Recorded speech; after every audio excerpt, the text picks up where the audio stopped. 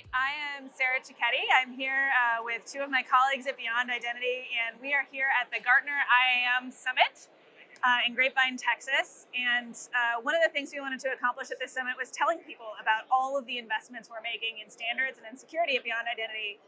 And our marketing manager told us that's going to be really boring and dry. And I happen to know that it is entertaining to watch the pain of others. And so we have arranged for Dean Saxe from our Office of the CTO and Jasson Casey, our CEO, to eat increasingly spicy hot wings as we have this discussion. So we've got our one down here, that's this sauce, and we're gonna go all the way up to the Apollo number 6 at the end here. And we'll see what kind of pain they get into as we have our discussion. I learned about Sarah today is that she's a sadist. Do you guys wanna dig into number 1? Sure. All right, so number 1 is What do we have? classic original hot one sauce. Okay. What's in it? All natural, organic. Classic Arbol. hot sauce. It is a classic hot sauce. Chili Arbol. arbol. That's fine. Chili. All right. This one should be easy for you guys. Yeah. And while you are doing that, Smells good. please share with us your origin stories, specifically with regard to standards. How did you get involved in the space? And why is it interesting to you? Dean, do you want to go first? It didn't involve wings. It didn't involve wings. Not these are wings. So my origin story goes back about 8 years. I was working at Amazon in retail at the time, and we got involved in the FIDO Alliance at Amazon. And I went to a FIDO conference in Japan with my colleague Sean Estrada, and then we joined the alliance.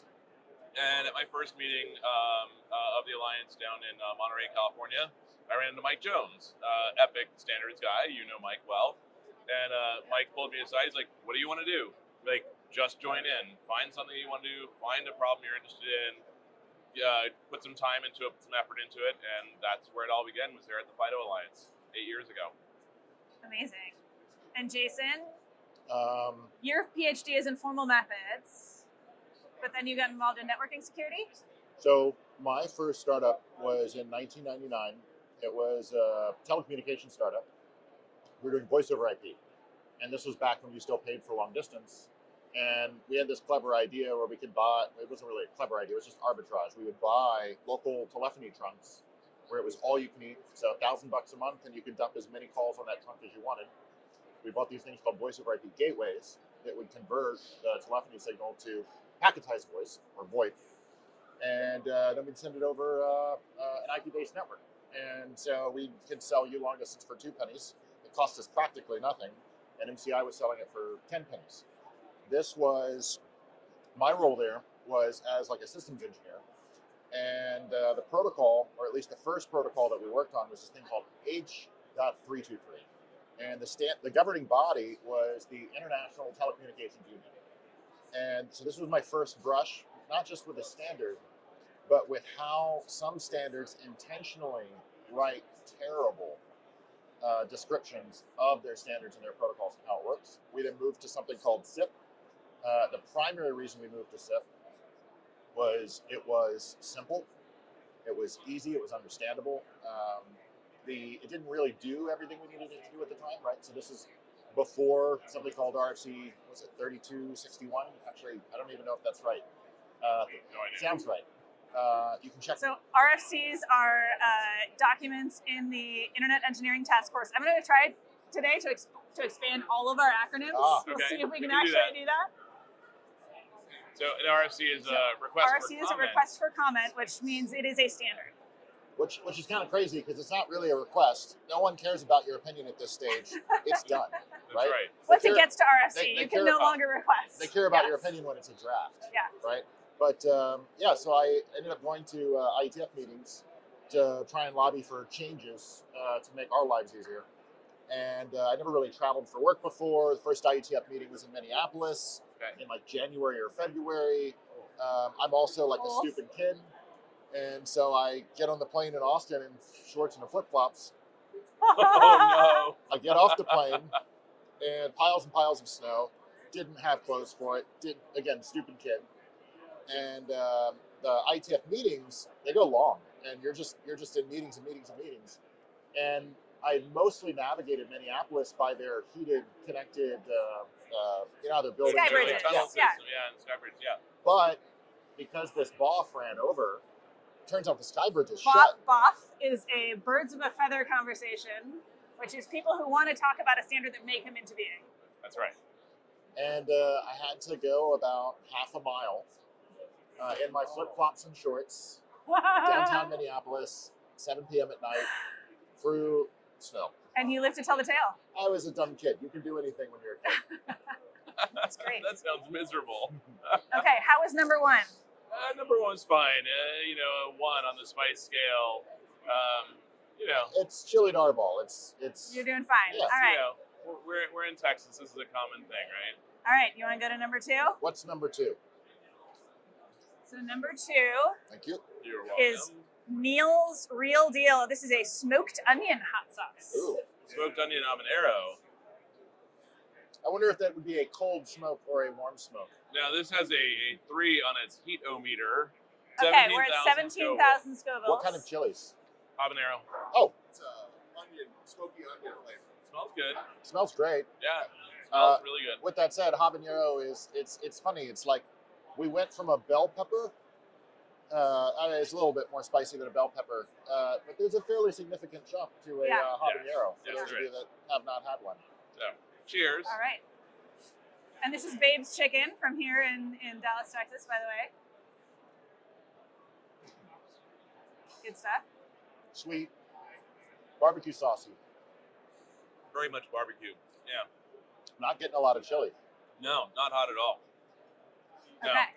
Maybe Really it's like, good. Like great flavor, but no spice. And maybe a little bit in the tail end, but not much. I can eat this all day.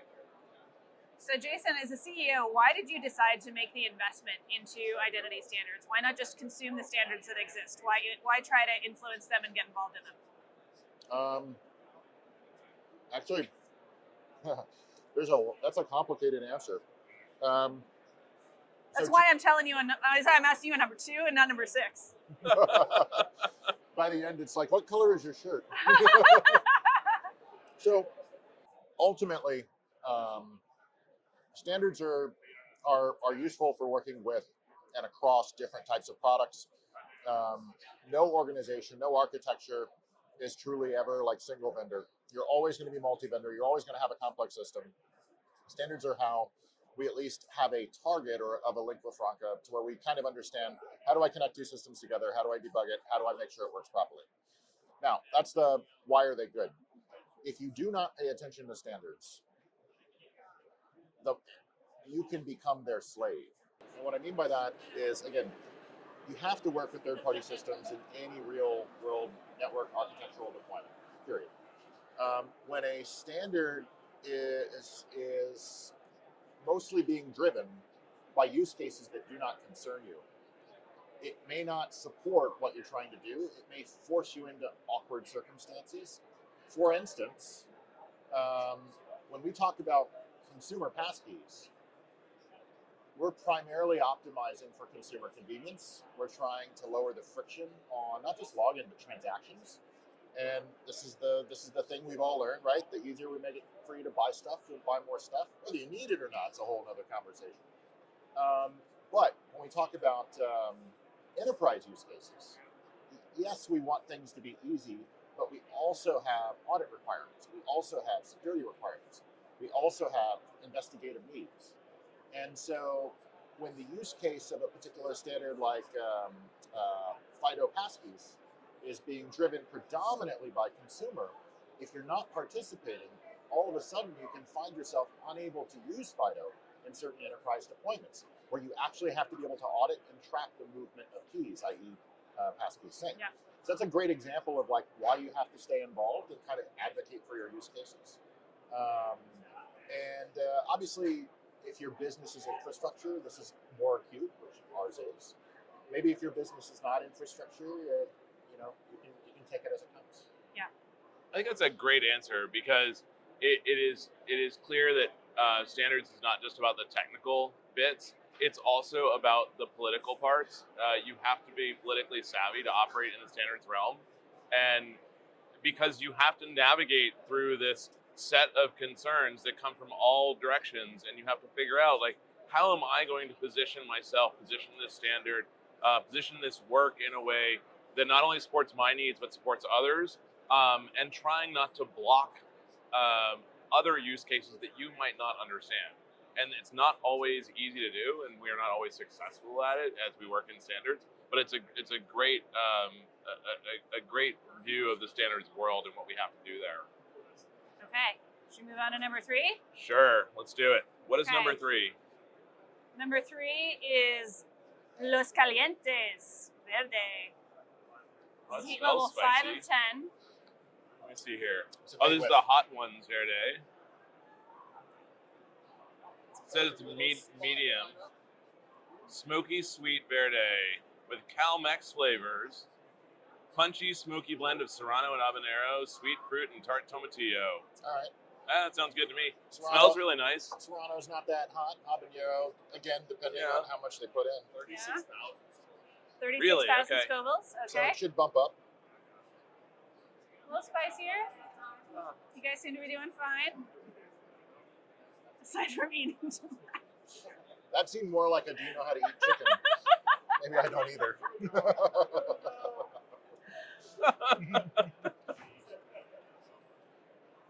So, Dean, you travel all over the world going to standards meetings. Why is it important to be there in person? Why can't you attend these over Zoom? Why can't you make these Sure. decisions over email?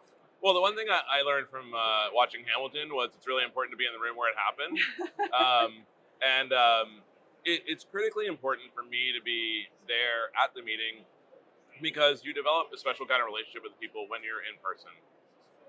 Phone conferences, Zoom calls, etc., they're fine. You can get work done. You can do it over email. It's slower. But it's actually being physically present and being able to be in a room with other standards people, working on something collaboratively, talking, engaging in sharing ideas, etc., that is so critically important in developing this work. And it's not only about being in the room where it happens, like, sitting in a dark conference room in a hotel far, far away. But it's also about the shared meals and drinks and wandering around the city and going on tours in various places to get to know those people and know them as humans and know them as individuals, because we are all so much more than just the work that we do. I mean, the work is important, don't get me wrong, but I work to live my life. I don't live to work. And so a year and a half ago, I was in Yokohama for an IETF meeting. And one of the things I did is I took a half a day off that I had some time. And with Vittorio Bertocci and Aaron Parecki and Aaron's partner, we went out and visited Kamakura and the Big Buddha in Kamakura and another shrine in Kamakura. And it was a great way to spend a day. Also a great way to get to know Vittorio better and get to know Aaron better and build those working relationships through building friendships. So one of the things I always try and do at a standards meeting is make sure I go out to dinner with people, go out to drinks, and sometimes buy a round, sometimes you buy dinner. It doesn't really matter, and it's not about the money that's spent, but it's about building that camaraderie. This is a community of people who work really hard and travel a really long way and suffer through really terrible jet lag in order to talk about minute details of a standard and move the work forward. And ultimately, it's to make the world a better place, hopefully. And that's why I do it. I think it's so important to be there and be part of that and be part of that community. The other reason, selfishly, is I live at home with a wife and 2 kids and 2 dogs, and if the meetings are taking place 12 hours ahead of my time zone, that means I'm working from 8 p.m. to 5 a.m., and that doesn't work for me. It doesn't work for my family, and so it means that I'm not as engaged if I'm not physically there and present. It doesn't mean that I don't take late night calls at times when they happen, but it's just so much easier when you can be physically present with the people that you're trying to work with, negotiate with, and work through these tough challenges. How do you feel about that, Jasson? How do you advise people who want to get into standards? You have to work with your competitors. So we're in the room with other companies who sell SSO, who sell MFA, just like Beyond Identity does. And we think we have the best product and we're bringing it to market. Why are we in the room? Why are we talking to them? Why would we cooperate and work with them? So there's a couple things there.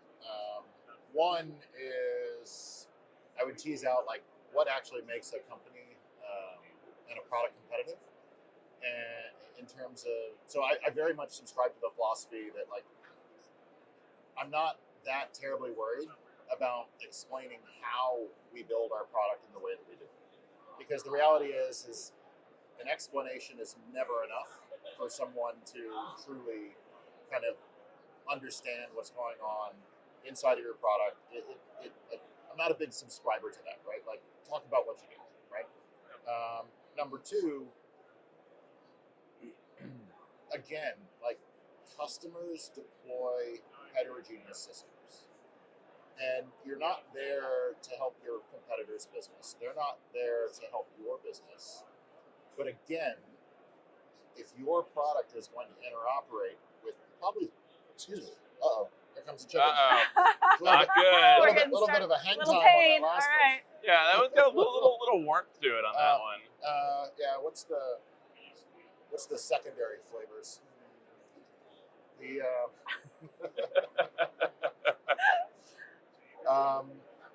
Yeah, no, look, I'm not a big believer that they're going to steal your stuff. Also, what we bring to the standards community is generally driven by a strategy of we need to interoperate with some target vendor or some collection of vendors. It's better for us to get there quickly than for us to kind of beat around the bush, because ultimately, like, we're about serving customers now, not later. It's just not something that bothers me that much. Yeah, we're in the room with folks like Okta and whatnot, but again, the faster we get to an actual clear specification of a protocol that works for us and our use cases and our customers, the better off we'll be. And standards don't necessarily make your product differentiated. That's what you do back home. That's what your own hustle is. That's what your own secret sauce is. But without interoperability, you just don't have a product to begin with. Yeah. And I mean, this is the alignment around IPSI, right? The interoperability profiles for secure identity in the enterprise. That is a mouthful. Wait, say that again. Interoperability. Interoperability profiles. So this is a profile. It's a profile of OpenID Connect. Well, it's not a profile yet because nothing exists yet, but it will be a profile. It will be a set of rules about how do you deploy OpenID Connect, shared signals framework, SCIM. Like, what are the things you have to do to deploy this in a way that is now interoperable, so that if a customer is looking to buy a new IDP, they can buy any in the future when IPSI is really a thing. There are actually standards there. They can buy something that is compliant with that profile and be assured that if they are moving from something that is compliant with the profile now to something new that is compliant with the profile, it's just going to work. And so now, as you were saying, we don't compete based upon you're locked into my product because I made you build to my product, to my specifications. Instead, we all build to a set of common standards, and then we compete based upon having the better mousetrap, having the better product, having better customer service, having better pricing. Whatever we're competing on, that's what we're competing on. The standards are that's just the glue. It's the pipes that hold that allow the bits to move. It's not the thing that we should be competing on. All right, let's do number 3, and then we'll Let's dig do into IPSI some more. Oh wait, we did number 3. We're on number 4. This is Apple Caraway. Ooh, Dawson's hot Caraway. Sauce. Okay. My understanding from Jordan, this is 52,000 Scovilles, and this will be That the does last not one that is smell very good. even Well, the even next one's remotely gonna smell not really painful. bad. No, I know. I've already smelled The the next pain one. is over The here. next one is gonna suck. This is pain. Yeah. All right. So What's the chili? Dawson's hot sauce. Peppers. It just says peppers. Doesn't say what it is. It's got a 5 out of 10 on the heat meter. It Probably does have some habanero in there. Okay. But They picked the special spicy apples. Yeah, exactly. All right, let's go. It smells terrible. Okay, so let me know if I've got this right. So the problem that IPSI is trying to solve is that SCIM, which is the system for cross-domain identity management. You got it. Okay. Yep. So that deals with provisioning and deprovisioning identities, Right. as well as OpenID Connect and the shared signals framework. these are broad standards that can be implemented in multiple ways. And so the idea behind IPSI is that we constrain those standards in such a way that these three things, and possibly more, as the working group goes, probably SAML, are then constrained to something that is both secure and acceptable to everyone. That's right. That's right. And so if you look at a set of standards, like, they're getting warmer. Are you? Is this a little warmer. pain? They're not No. It's got to finish, though. Not pain, but they're getting warmer. Okay. So if you just open your mouth, you can feel it. That got weird. That got really weird. So Okay. if you look at a standard like OAuth, for instance, there are like 40-ish OAuth RFCs out there in the world. As a developer coming in and going, I need to implement OAuth for my app. Which ones do I choose? Yeah. How do I know? How do I navigate that? Aaron Parecki has a great slide, and it's a maze, and it has all the RFC numbers on there from the OAuth working group. And all these RFCs are listed, and it's just impossible to say, well, I need a little bit of this one, a little bit of this one, a little bit of that one. So what a profile does is a profile establishes a set of norms that says a secure by design, in this case for IPSI at least, secure by design implementation of OAuth or OpenID Connect or SCIM or SAML looks like this. So you choose these options. So for instance, you will use things like Pixie, proof key code exchange with OAuth. I think I got that one right. You will mandate a certain kind of authentication, like a multi-factor authentication must be mandated as part of this because we don't think passwords are sufficient to protect enterprise users. We want to use strong phishing-resistant authentication, like what we offer from Beyond Identity. And so we profile that to give guide rails or guidance, basically keep a developer or a set of developers on the road to deliver a secure by design product that just works with everything else. And that's the goal of a set of protocols or profiles like IPSI. All right, can I inflict 5 on you? Are you ready? You want one more question? You need to prepare? Let's go I just for need a it. sip of water Okay. before we hit 5. All right, Oh, that one this is smells where the pain terrible. starts. All That right. smells. So this is the one where I do think you need to be careful which part you touch. Yeah, no touching your face from now Like, on. I will be. Yeah. Okay. Okay. Are we going? I need chopsticks. That conversation does not need to be repeated. All right. Oh, the smell is Smells bad. horrible. What does it smell like? Turpentine. 135. 135,600 Scoville units, and this is what? This is da bomb. It's got a nuclear bomb on it. Cheers. Cheers. Da bomb I hope we survive. evolution. Though. God, that smells horrible. It's chili peppers. Ah.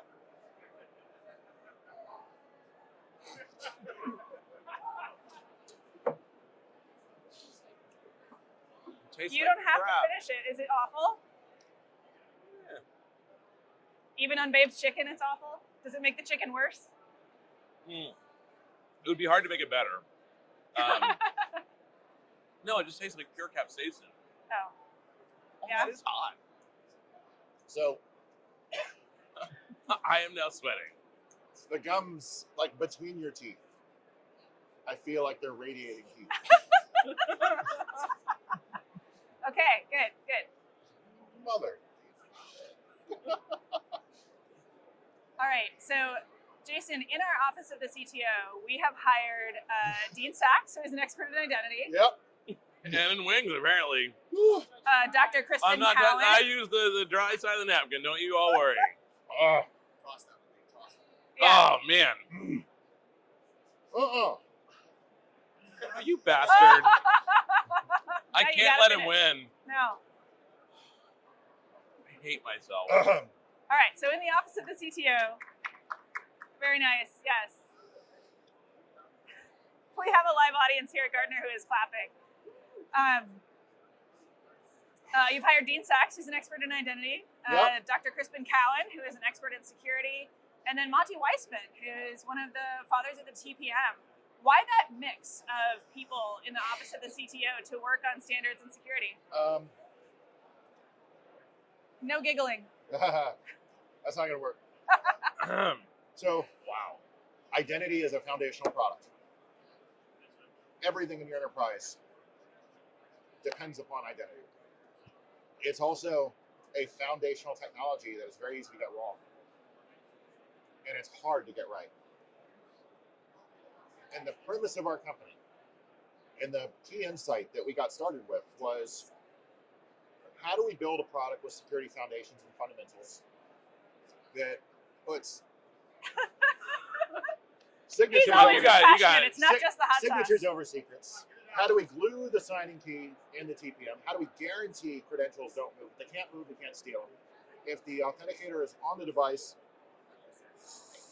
and it doesn't actually help, but if the authenticator is on the device, you can prevent man-in-the-middle attacks. And ultimately, like, this isn't about reducing a rate of bad things. It's about eliminating bad things. So we want to get our usage of the TPM right. We need a TPM expert. Oof. We want to get our interaction with the operating system right? Like, we want to understand what process is asking for the authentication. How do you even answer that sort of question? How do you know the process came from a loader? Do you trust the loader? What exe did the loader load the process from? Was the exe Having a little signed? trouble there? Was it signed by? Was it signed by the OEM that you actually trust? So we needed an operating system expert. We fundamentally secure your existing identity set, which means we need to interoperate with your existing identity protocols. So we need an identity expert. So this is why we built the office.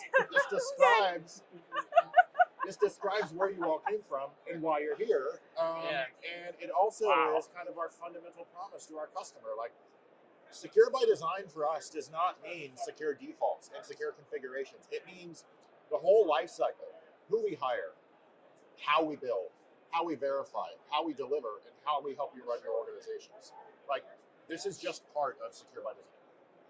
Awesome. And man, That one got me. that's some hot chicken. That was hot. All right, so I'm going to ask you the last Shaking over question here. before I give you this one, because you probably won't be able to talk. So the fifth one was 135,600 Scovilles. Yep. The last one, this is 2.5 million. They did the math. They calculated that out. I'm scared. So We've changed it. We need a logarithm scale now. Before we inflict these on you, tell us what you see as the future of identity and identity standards here at Beyond Identity. And just to tease it, And you can smell it while you're... I don't know that I want to, actually. What is the future of identity and identity standards at Beyond Identity? Well, we've talked a bit about, like, IPSI. We've talked about secure by default, secure by design. That is clearly part of the future of standards, right? Is building standards that build security in by default. The reality is we are always going to be implementing and devising new standards, because every time we develop a new protocol, a new standard, attacks change, the way attackers act changes. And so, for instance, we are at Beyond Identity. wow. It's not a comment on the product, I swear. We are deploying device-bound credentials bound to the TPM or the T or the secure element that are highly phishing resistant and don't suffer from the kinds of attacks that things like a synced passkey would, where they may be exported or shared or otherwise compromised from the synced passkey provider. So that's great. And as we get away from passwords and as we get toward these really strong, easy to use credentials, attackers are going to change too. So attackers are not going to go after a passkey that is device bound. They are going to go after the bearer token, the cookie that actually establishes your session. Give me the cookies. I love the. Oh, we're gonna eat some cookies after this. There's no hot sauce. Maybe some cookies and cream ice cream to wash all this down. Do you guys have some ice cream ready? Oh, I think he's got some ice cream for us. I think Jordan's taking care of us. So we have to focus next, as we develop these better credentials and better protocols for authentication. How do we develop better protocols for things like account recovery, which, as you know, I've spoken about and written quite a bit about in the ID Pro body of knowledge. Which, if you're not familiar with ID Pro, it's the professional society for identity professionals. and I'm screwing that up completely because I'm sweating, but I'll get there eventually. But account recovery is going to be a critically important new tool for all of us, and it has to match a similar security level or have a similar security story to the credential that you are recovering, or actually in most cases replacing, because you're not really recovering it any longer. Similarly, we have to develop new protocols to bind those sessions to the browser, to the device. So you may hear of things like device-based session cookies or device-bound session cookies, DBSC, coming out of the World Wide Web Consortium, W3C, in the Web Incubator Community Group, WICG. Excellent expansion of acronyms. Well done. Yes, I worked at Amazon for years. I know how to do this. So that's what I see a lot of the near future as in the next couple of years, is really focusing on those spaces, and it's space that I'm, as you know, focused on here and doing a lot of work around those spaces today. But that's where I see some of the near-term work happening. Longer term, we're going to have digital wallets with things like mobile driver's licenses and verifiable credentials, and those are going to impact our onboarding stories. They're going to impact our identity proofing stories. They're going to impact a lot of the ways in which we do business, because no longer am I dependent on that physical piece of paper wrapped in plastic that has my ID, or that is my ID. Now I've got a digital representation of that I can use for online transactions, and that's going to fundamentally change how we interoperate online, how we can do things like banking and healthcare and other really security-sensitive services for consumers, as well as security-sensitive services within businesses. And so those are sort of some of the edges that I'm looking at and pushing on, and I'm scared about. All right, I'll ask Jasson a question, and then we can. He's gonna dab it for us. A little dab will do ya, Jasson. What do you think about the future, Jasson? Identity and access, especially with the rise of AI. I'll let you dab yourself. More important, less important? That is thick. Yeah. Tell you what, I'm gonna put a little on the side and then dip instead of that's smart. Instead of crushing myself with. There you go. A little dab for you. You're just a circus performer. You're here for the people. This is not the conversation we were having earlier about this. I am here for the people, Jasson. So I'm not active in the standards, and I haven't been for quite some time. So I don't actually know what's going on on the ground floor. But what I can comment a little bit about like what I would like to see. And so earlier you asked me about my schooling background, and I kind of pivoted and talked a little bit more about my startup background. But I went to grad school on this idea that so much code and so much implementation is repetitive around protocols coming out of standards, that why can't I actually specify a protocol and language and extract an implementation? Why do I have to actually code it up? And if I'm going to do that, could I extract it in a way where I'm using, math to where I can guarantee certain capabilities about this extraction? So this extraction may have a guaranteed no buffer overflows, guaranteed no semantic value mismatch, guaranteed no switch statement case fall throughs.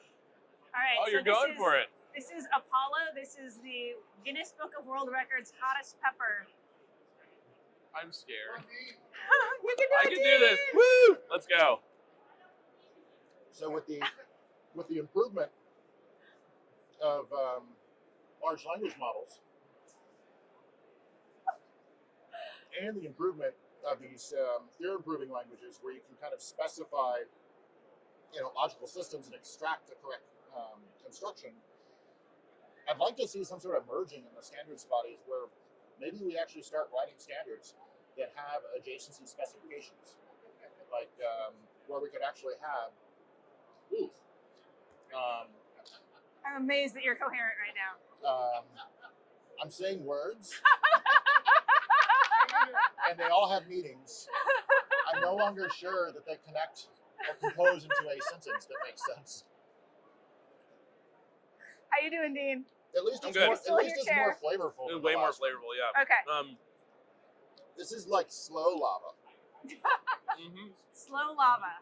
It doesn't hit you when you first chew it. Mm-mm. I see. But then it like 2x4 you. Ooh, yeah. Wow.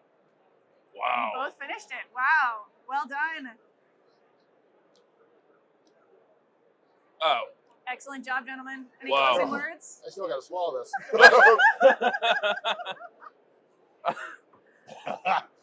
we get some ice cream for these guys? They've done a great job. That's brutal. That is brutally hot. Oh, we've got ice cream Oh and man, wipes. Bluebell? There you No go. way. The more soft serve than they All are. right. Bluebell, I grew up on this stuff. This is awesome. Jason, I can see the beads of sweat just coming out on your forehead. It's amazing. That wasn't that terrible, Well done. but I mean, it wasn't that good. Do we need a sign off or like a closeout? Yeah, any final words? Don't eat this one. It's terrible. I'll say that for sure. But no, I've been at Beyond Identity just about 5 months now. Super. Damn. Words, English words. I feel like Homer in the Chili Pepper episode where he starts hallucinating. That's me in about 3 seconds. You called me the dragon. Who needs ChatGPT for hallucinations? I got him right here, baby. But I've only been here like 5 months, and Jason's making me cry right now. Eat your ice cream. I'm gonna eat my ice cream, but I gotta talk too. Okay. No ice cream until we're done. Okay. And I'm super excited to be here because the future for identity, the future for authentication is bright. And I think we have a bright future ahead of us here at Beyond Identity, focusing on standards, focusing on that investment in not only standards for ourselves, but also for our community. Because standards lift all boats, and they are ultimately a business enabler, and I think it is really critically important to treat them as that business enabler. Are you gonna die over here? All right. I was the one who's worried, and he's the one who's like melting. I'm sweating, but he's like All right. like frosty on a warm day. You're both kind of red. You guys Oh, did I a great know. job. Should we leave it there? We should leave it there because All right. I gotta like eat some ice cream. Words. Great job, gentlemen. Woo! That tastes like shit. Thank you. That was fun. The Bluebell is good stuff. Thank you. Are you not entertained? I've been to the Little Creamery and Wow. what was All right. You almost feel a little drunk. Take a bite. Look relieved. Yeah. Capsaicin tricks your brain to think you're on fire. That's what the chemicals do. Come on, open I'll up. be honest, y'all did much better than You did great. Wait, you're like Licky Nicky. It's the self-licking ice cream cone, sort of. You guys did a great job. Thank you for coming. I'm really excited about the office of the CTO and the work that we're going to be doing in the future and the future of the company, how many people we can help. So thank you for allowing us to inflict pain on you so that we can make this a little more Sadist. entertaining. And yeah, I'm excited to do this again with you next month. Wait, next month. Whoa, hey. Challenge. All right. I don't know that my stomach can handle that one. No, this was fun. Thank you, Sarah, for setting up. Thank you, Jason, for being a good sport. And Jordan, thank you for inflicting all the pain on us. I appreciate it. And the Babe's good chicken. chicken.